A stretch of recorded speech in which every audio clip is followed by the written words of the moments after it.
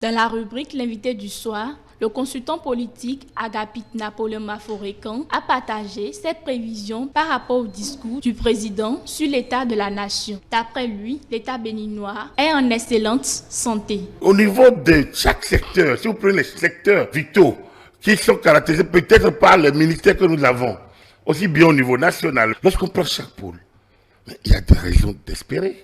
Ça marche. Nous venons de nous qualifier pour la prochaine CAN, décembre 2025. Sous les talons, ça fait la deuxième fois que le Bénin se qualifie. Et ça, c'est à notre actif, ça n'a jamais été le cas avant. Donc, on peut dire que l'État se porte bien, à mon humble avis. Selon lui, il y a eu des avancées sur le plan des relations frontalières avec les pays voisins. Au niveau frontalier, pour ne pas parler de nos relations avec certains voisins, entre le Bénin et le Niger, par exemple, en juillet 2023, à la fin de l'année, a beaucoup évolué dans le bon sens. Aujourd'hui, les ambassadeurs sont nommés. C'est des copies des lettres de créance qu'il a pu transmettre au ministre des Affaires étrangères en tentant de présenter ces lettres de créance au chef de l'État.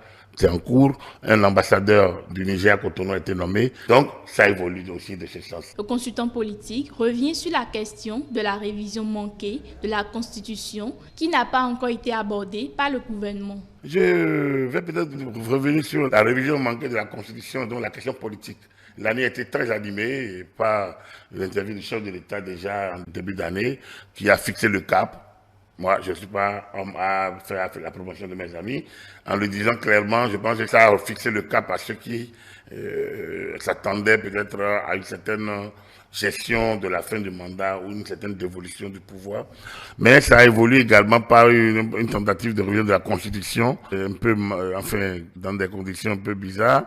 De toute façon, la révision a été rejetée et ceux qui l'ont voté contre ont été vote. Et dans la foulée, le code électoral a été retouché sur recommandation de la Cour constitutionnelle. Mais cette fois-ci, les députés sont allés plus loin. Pratiquement, ils ont doté le pays d'un nouveau code avec des orientations différentes que les codes précédents. Ici, le nouveau code a donné la main carrément aux partis politiques.